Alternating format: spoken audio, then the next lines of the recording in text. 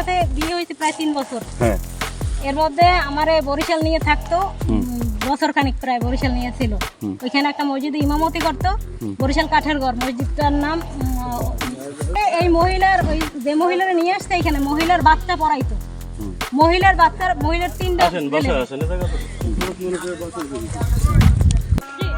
আপনাকে না বলে সে আরেক মহিলা নিয়ে আসছে, আপনাকে না রেখে, আপনি অন্তঃসত্ত্বা। তো একটু ধৈর্য ধরেন, একটু ধরেন, আপনি অশালীন কোনো কথা বলবেন না তাকে। আসলে এই মহিলাকে আমরা নিশ্চিত হই যে এই হুজুর ইমাম সাহেব যে মহিলা নিয়ে আসছে, মহিলা নিয়ে থাকে এই অন্ধকার কুটিরে। আসলে এই অন্ধকার কুটিরে সে রক্ষিতা না স্ত্রী নিয়ে রাখছে সেটা আমরা একটু জানবো। এখানে স্থানীয় লোকজন আছে, তারাই জানবে, আমরা শুনবো। আপনি আমার কাবিন নেওয়া দরকার। ওরে বলি যে আমার পেটে একটা সন্তান, এই অবস্থায় আপনি আমার সংসারটা ভাঙেন না। আমি ওর সাথে এত পরিমাণে কান্না করছি, কিন্তু ওর এতটুকু মায়া হয় না। ও এত মেয়ে মানুষ হয়ে আমার প্রতি, ও আমার বলতেছে হ্যাঁ তুই 10টা ছেলে মেয়ে থাক, তাতে আমার কি হয়েছে? আমার ছেলে মেয়ে আছে না?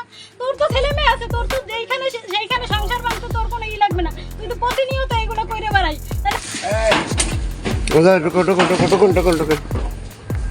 এখানে কোনো তোর কথা নাই। তুই কিভাবে বাঁচো কর? মানুষ না জানো না, তোকে জানো না। কোনো মানুষ কি এই কাজ করে? হ্যাঁ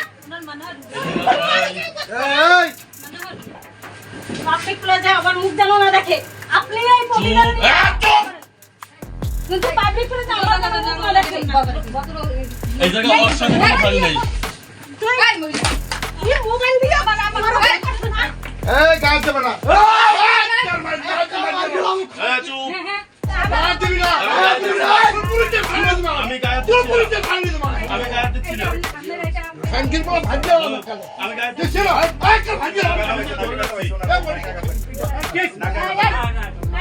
দাদা একটু বাচ্চা আছে লগে লগে একটা বাচ্চা আছে। বাচ্চা কই লগের বাচ্চা কই বাচ্চা, এই 3 বাচ্চা সহ সে মানে নিয়ে আসছে আপনাকে। তা আপনি জানেন আপনার আমি তো আর ওই স্বামীর সংসার ভালাই করাই। তো আমার স্বামী মারা গেছে তারপরে ওর কোনো স্বামী নেই।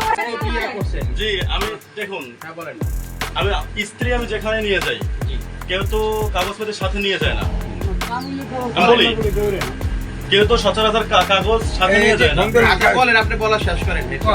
যদি আমার সন্দেহ থাকে এই আপনি যে ওনাই আঘাত পাইছে, উনি মনে হয় আপনি ওই ছেলে যাই ফ্রেশ হবে, রক্ত বের হইছে, জানো ছেলে জানো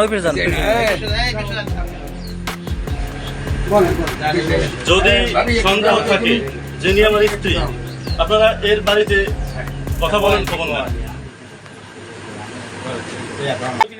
না, এর সাথে আমার সাংসারিক লাইফে কোনো বরাবরই নাই।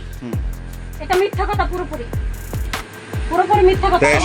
তো তার সাথে আপনার সাথে কি ডিভোর্স হয়েছে? না, ডিভোর্স হয় না, আমি তাকে তালাক দিয়েছি। কিভাবে তালাক দিবেন?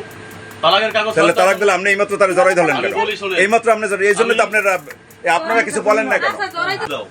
যে সংসার লাইফে খাবারের যদি একটু কষ্ট থাকে সেইটা যদি বাবার বাড়িতেই বলে, আর সারাদিন আমার উপরে তো মেন্টালি কথা বলে